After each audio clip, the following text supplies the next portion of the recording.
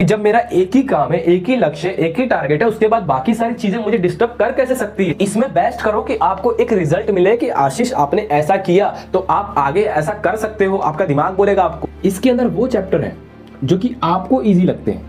मैंने ये नहीं कहा कि इजीएस्ट चैप्टर है जेईई और NEET. Hello everyone, this is Ashish and welcome back to my new video. तो आज के इस वीडियो में हम लोग बात करेंगे कि हर एवरेज बच्चा अपना बेस्ट एग्जाम में कैसे कर सकता है। ठीक है, मैं मानता हूं कि आपका थोड़े दिन में एग्जाम है तो आपके ऊपर बहुत सारा टेंशन होगा, बहुत सारा स्ट्रेस लेके चल रहे होगे। कोई भी स्ट्रेस लेके नहीं चलना है। मैं मानता हूं कि एग्जाम से पहले हर एक बच्चे के सर पे बहुत स्ट्रेस होता है, बहुत ज्यादा स्ट्रेस होता है। वो ये सोचता है कि 2 साल मैंने कुछ नहीं किया तो 6 दिनों में क्या करूंगा।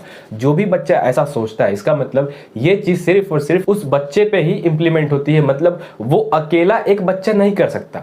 बाकी जो सोचते हैं कि मैं 6-7 दिन में अपना बेस्ट करूं, तो ये वीडियो उनके लिए है। अगर अभी तक आपने एक अच्छे से रिवीजन स्ट्रेटेजी नहीं बनाया, एक अच्छा मोटिवेशन अपने अंदर नहीं है, तो ये वीडियो के बाद गारंटीड आप अपना बेस्ट करो। तो हर एक एवरेज बच्चा ये वीडियो देखने के बाद अपना बेस्ट मार्क्स ले आएगा। सपोज अगर कोई बच्चा है, उसके एग्जाम में 70-80 मार्क्स आ रहे हैं, तो वो ये वीडियो देखने के बाद ये वीडियो पूरा देखो और गारंटीड 70-80 से 140 और उससे भी ज्यादा, जितना मेहनत, जितना आप फॉलो करोगे ये सारी चीजों को, आप मार्क्स इजीली ला सकते हो। तो चलिए आज के इस वीडियो को शुरू करते हैं। तो देखो, इसमें मैंने पॉइंट वाइज सब कुछ मेंशन किया है। ठीक है, लास्ट 5 डे मोटिवेशन, मतलब लास्ट के दिनों में आपको कैसे काम करना है, कैसे मोटिवेट रहना है, वो सारी चीजें मैं बात करूंगा। तो सबसे इंपॉर्टेंट पॉइंट है पहला, देखो, लीव योर फोन। सबसे बड़ा डिस्ट्रैक्शन है। जब जब हम फोन चलाते हैं, 1-2 बच्चों को छोड़ के बाकियों को बिल्कुल भी एहसास नहीं होता होगा कि फोन मेरा टाइम ले रहा है या फिर फोन मेरा फ्यूचर खराब कर रहा है। तो मैंने डायरेक्ट ये सारे पॉइंट मेरे फॉलो करने पड़ेंगे। सीधा रेस्ट्रिक्शन है। मतलब ऐसा नहीं कि अगर आप ये वीडियो देख रहे हो इसके बाद मैं थोड़ा सा फोन चला लूं, नहीं। अगर मार्क्स लाना है तो त्यागना पड़ेगा। Leave your phone. सबसे पहले फोन को रख दो। 6-7 दिनों तक फोन बिल्कुल मत छुओ। फोन को त्याग दो। फोन को आपको रख देना है, एकदम टच नहीं करना, स्विच ऑफ करके रख देना है। ठीक है, फोन को आपने लीव कर दिया। ओके, नेक्स्ट पॉइंट देखो। नेक्स्ट पॉइंट है कि जो भी आपका नोट्स है ना, सपोज मैंने नोट्स बनाया, अब मैं एग्जाम देने जा रहा हूं, तो भले ही मुझसे क्वेश्चन सॉल्व नहीं हो रहे, लेकिन वो जो पेपर आ रहा है वो मेरे नोट से आना चाहिए, पूरा का पूरा नोट से आना चाहिए।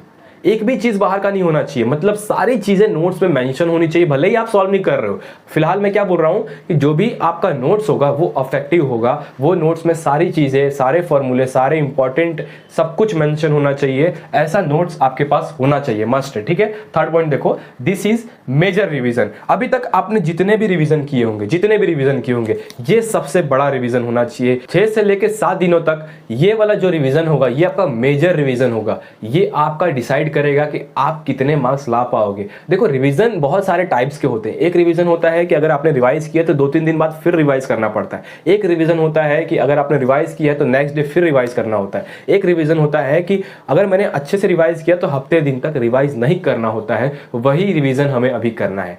7 दिनों तक हमें नोट्स देखना ना पड़े, सिर्फ और सिर्फ क्वेश्चन सॉल्व करो। इसी को बोलते हैं मेजर रिवीजन। ठीक है, नेक्स्ट पॉइंट देखते हैं। फोर्थ पॉइंट है, डोंट थिंक अबाउट डे और टाइम। अब जब आपको पता है कि 2 सालों में कुछ खास मैंने नहीं किया, तो ये जो 6 से 7 दिन है ना, ये आपको मानना है कि ये आपके नहीं है, ये मेरे टाइम है। मैंने आपको दिए 6 से 7 दिन, और आपको क्या करना है, आपको दिन और टाइम के बारे में बिल्कुल भी पता नहीं होना चाहिए कि कौन सा टाइम चल रहा है, कौन से टाइम में मुझे क्या करना है। सिर्फ और सिर्फ फोकस एक डायरेक्शन में होना चाहिए। सिर्फ और सिर्फ नोट्स पे फोकस होना चाहिए। सिर्फ और सिर्फ अपने काम पे फोकस होना चाहिए। तो आपको ये नहीं देखना कि दिन हो रहा है कि रात हो रहा है, इसके लिए भी दिमाग नहीं लगाओ आप। ठीक है, बहुत सारे बच्चे ये भी बोलेंगे कि भैया हमारे साथ बहुत सारे स्टूडेंट हैं जो कि 3-4 घंटा स्टडी करके बहुत अच्छा मार्क्स लाते हैं। तो हमेशा कहता हूं कि वो उनका पोटेंशियल है, आपका पोटेंशियल नहीं है। आपके पोटेंशियल से अगर मार्क्स नहीं आ रहा है तो आपको गधे की तरह मेहनत करना पड़ेगा, रगड़ना पड़ेगा अच्छे से।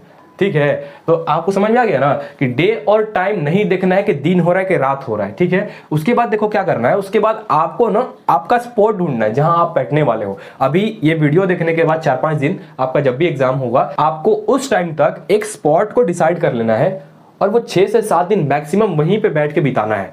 ना आपको ये पता होना चाहिए कि रात हो रहा है, ना आपको ये पता होना चाहिए कि दिन हो रहा है। ये सारी चीजें मैं इसलिए बोल रहा हूं कि 4 से 5 दिन अगर आप मेहनत करते हो तो मे भी आप अपना बेस्ट करो और आप 4 से 5 दिनों के बाद बहुत खुश होगे। और जैसे ही आपके अच्छे मार्क्स आएंगे ना, आपके अंदर एक मोटिवेशन होगा किसी भी एग्जाम को चेज करने के लिए। ठीक है, ओके, नेक्स्ट पॉइंट क्या है, इंजॉयमेंट बंद कर दो भैया, इंजॉयमेंट तो बिल्कुल भी नहीं करना। जितने भी इंजॉयमेंट है, हालांकि मैंने फोन ही यहाँ पे आपसे रखवा दिया है, तो इंजॉयमेंट कैसे करोगे, लेकिन फिर भी कोई भी इंजॉयमेंट है आपका, कोई भी इंजॉयमेंट, वो सारे इंजॉयमेंट को बंद कर दो। भीड़ का हिस्सा वहीं बनो ना जहां पे लोग आपको देखे, लोग आपको देखे, आप सबसे ज्यादा ऊपर हो, हाईलाइट करो, वहीं पे भीड़ का हिस्सा बनो। बाकी अगर आप भीड़ का हिस्सा बनते हो जहां पे लोग अगर किसी और को देखते हैं, तो वहां पर हिस्सा नहीं बनना है, वहां पर आपको मेहनत करना है। भीड़ में जाओ तो लोग सिर्फ और सिर्फ आपको देखे, ऐसा मेहनत करो, ठीक है। तो इंजॉयमेंट तो छोड़ ही दो। एक्चुअली देखो होता क्या है कि जब मेरा काम एक है, मेरा फोकस एक है, टारगेट एक है, तो बाकी सारी चीजें मुझे डिस्टर्ब कैसे कर सकती है। ये चीज दिमाग में रखो अपने कि जब मेरा एक ही काम है, एक ही लक्ष्य, एक ही टारगेट है, उसके बाद बाकी सारी चीजें मुझे डिस्टर्ब कर कैसे सकती है। अगर कर रही है इसका मतलब लक्ष्य मैं नहीं पा पाऊंगा, लक्ष्य तक मैं नहीं पहुंच पाऊंगा, ऐसा मेंटलिटी रखो, ठीक है। ओके, उसके बाद देखो 6th पॉइंट है कि अपने आप को त्याग डालो। अब त्यागना कैसे है, आपको मानना है कि आप एक रोबोट हो और ये सारे फंक्शंस हैं, आपको फॉलो करना ही करना है, कोई आपके पास चॉइस नहीं है, आपको ये सारे पॉइंट्स कवर करना ही करना है, इसको त्यागना बोल रहा हूं। आप एक रोबोट हो और रोबोट की तरह ये सारे फंक्शंस हैं और ये सारे फंक्शंस आपके अंदर डाले हैं, तो आप क्या करोगे, बिना रुके इसको फॉलो करोगे। और यही चीज आपको भी फॉलो करनी है कि आपको 4-5 दिनों के लिए रोबोट बनना है और रोबोट की तरह बिना रुके काम करना है, ठीक है। नेक्स्ट पॉइंट देखते हैं। नेक्स्ट पॉइंट है स्ट्रेटेजी बनाओ। अपना क्यों लिखा मैंने यहाँ पे, अपना मतलब हर एक बच्चे की स्ट्रेटेजी अलग होती है। कोई एक बच्चा ऐसा स्ट्रेटेजी नहीं दे देगा जो कि सारे स्टूडेंट के लिए एप्लीकेबल हो। हर एक बच्चा का अपना स्ट्रेटेजी होता है। एक टिप्स पे सारे बच्चे काम नहीं करेंगे, अलग अलग टिप्स होते हैं। जो उनको समझ में आएगा, जो उनको बेटर लगेगा वही करेंगे, आपके टिप्स को फॉलो नहीं करेंगे। इसीलिए अपना खुद का स्ट्रेटेजी बनाओ, ठीक है। स्ट्रेटेजी कैसे बनाना है मैं आपको बताता हूं। देखो यहाँ पे सपोज मान लो कि मैं यहाँ पे 3 ब्लॉक बना रहा हूं, 1, 2 और ये 3। इसके अंदर वो चैप्टर है जो कि आपको इजी लगते हैं। मैंने ये नहीं कहा कि इजीएस्ट चैप्टर है जेई और नीट के, मैं ये नहीं कह रहा हूं। मैं ये कह रहा हूं कि आपको जो इजी लगता है वो इसमें लिख डालो कि भैया मुझे ये सारे चैप्टर्स इजी लगते हैं। बात को समझ रहे हो आप मेरे, आपके इजी चैप्टर को यहां पे लिख डालो। ये मेरा इजी वाला ब्लॉक हो गया, ठीक है। उसके बाद आता है मेरा मीडियम वाला ब्लॉक कि भैया मुझे मीडियम चैप्टर्स ये लगते हैं। मैंने कहा ठीक है, लिख डालो ये मेरे मीडियम वाले। अब ये वो चैप्टर है जो कि भैया मुझे बहुत हार्ड लगते हैं, उसको भी इसके अंदर लिख डालो। 10-20 मिनट का काम है, इसको आप कर ही लेना, ठीक है। अब आपने इजी चैप्टर को लिख लिया, उसके बाद आप देखोगे 2023, 2022, 2021 आपके इजी चैप्टर में से ऐसा कौन सा चैप्टर है जिसके अंदर से PYQs मतलब लास्ट ईयर के क्वेश्चन ज्यादा आए हैं, उसको पहले रिवाइज करोगे। रिवाइज कैसे करोगे वो मैं आपको आगे बताने वाला हूं। आपको सबसे पहले रिवीजन उसका करना है जो कि आपको इजी लगे और उस चैप्टर में से PYQs बहुत सारे आए होंगे, सबसे ज्यादा आए होंगे। ये वाले सीक्वेंस को फॉलो करना है सारे चैप्टर, ठीक है। मतलब मेरा इजी वाला ब्लॉक अब खत्म हो चुका है। अब मैं आऊंगा मीडियम पे। मीडियम के अंदर भी देखना है कि सबसे ज्यादा कौन से चैप्टर से PYQs आ रहे हैं, उसको सॉल्व करना है। अब आप इसके बीच में एक एग्जाम दोगे, एक टेस्ट दोगे और देखोगे कि जो भी चैप्टर्स मैंने रिवाइज किए हैं क्या उससे मार्क्स गेन हो रहे हैं। अब देखो अगर मार्क्स आ रहे हैं तो हार्ड वाले में आ जाओ, अगर मार्क्स नहीं आ रहे, यहाँ पर मार्क्स नहीं आ रहे तो वापस रिवाइज करो। मार्क्स आना ही चाहिए। क्या मतलब सारे चैप्टर को अच्छे से कर लो लेकिन मार्क्स नहीं आ रहे, मार्क्स आने ही चाहिए। यहाँ पे ऐसे रिवीजन करना है, मैं आपको बताऊंगा कि रिवाइज कैसे करना है, ठीक है। ठीक है, ये आपका स्ट्रेटेजी होना चाहिए, इस तरीके से आपको फॉलो करना है। उसके बाद देखो क्या करना है, revise and right at least 5 times. अब जब भी मैं किसी भी चैप्टर को रिवाइज करूंगा ना, सपोज मान लो कि एक चैप्टर को मैं रिवाइज कर रहा हूँ, ठीक है, तो उसके अंदर आपको पता होगा कि कौन कौन से इंपॉर्टेंट पॉइंट्स है। सारे फार्मूले और सारे इंपॉर्टेंट पॉइंट्स को आप एक रफ नोटबुक में जब रिवाइज कर रहे हो ना तो उसको 5 बार लिखोगे, एक बार नहीं 5 बार। इसीलिए मैंने स्टार्टिंग में कहा था कि हर एक एवरेज बच्चा मार्क्स अपना बेस्ट ले आएगा। 5 बार लिखोगे एटलीस्ट 5 टाइम्स रफ नोटबुक में। और सब कुछ भुला देना है कि अगल बगल में क्या चल रहा है, ठीक है, घर में क्या हो रहा है, सब कुछ भुला देना है। सिर्फ फोकस आपको वहीं पे रखना है जो मैं सारी चीजें बता। उसके बाद क्या करोगे, देखो आपने 5 बार लिख दिया तो अगर एवरेज स्टूडेंट भी होगा ना तो उसको भी याद हो जाएगा कि हाँ ये चीजें ऐसे की थी। इतना लिख ही देगा कि उसको याद हो जाएगा, फार्मूला सब याद हो जाएगा, ठीक है। और ये 6-7 दिनों की ही बात है, उसके बाद डायरेक्ट आपको एग्जाम में बैठना है, ठीक है।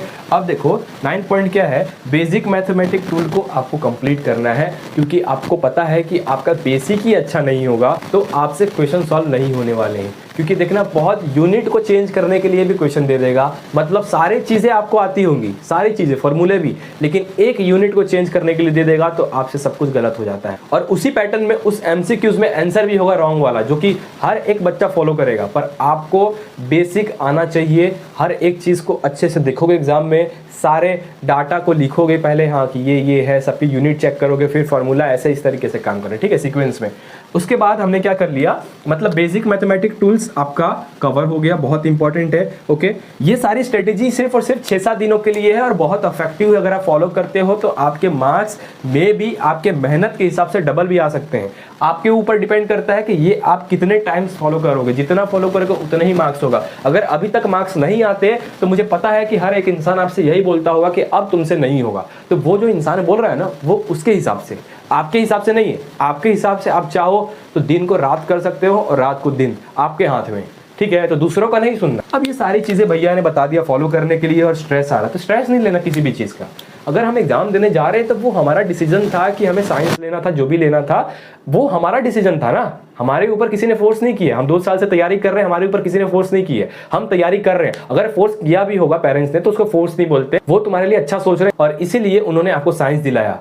और देखो, कोई भी चीज सामने आती है ना तो उसको चेस करना सीखो। जरूरी नहीं है कि साइंस के मार्क्स से ही आप बहुत अच्छा इंसान बनोगे। अगर आपने चेस करना सीख लिया तो जिंदगी में कभी हारोगे नहीं। तो स्ट्रेस नहीं लेना है कि भैया ने बता दिया सारी चीजों को फॉलो करना है फिर स्ट्रेस लेना, बिल्कुल भी स्ट्रेस नहीं लेना। बहुत सारे अपॉर्चुनिटी है इसके बाद भी, लेकिन इसमें बेस्ट करो कि आपको एक रिजल्ट मिले कि आशीष आपने ऐसा किया तो आप आगे ऐसा कर सकते हो। आपका दिमाग बोलेगा आपको, इस तरीके से फॉलो करोगे तब। तो आपको किसी भी चीज का स्ट्रेस बिल्कुल भी नहीं लेना, एकदम एंजॉय करना है। लेकिन अगर मैंने डिसाइड किया कि 5 दिन इसको फॉलो करना है तो करना है, उसके बाद करो एंजॉय। अब देखो, अब मैं आपसे एक बहुत इंपॉर्टेंट बात करने वाला हूं। सपोज मान लो कि कोई बच्चा 10th क्लास में था, उसने सोचा कि मुझे 12th क्लास में 90% लाना है। उसने डिसाइड किया था 10th क्लास में। देखो 10th क्लास में उस बच्चे ने ये सोचा था कि मैं रात दिन मेहनत करके 12th में 90% ले आऊंगा, लेकिन नहीं ला पाया। इसका मतलब उसके मेहनत में वो फ्यूचर को कंट्रोल नहीं कर सकता, उसके हाथ में उसका फ्यूचर नहीं है। बिकॉज जितना मेहनत करना है वो उतना कर ही नहीं रहा।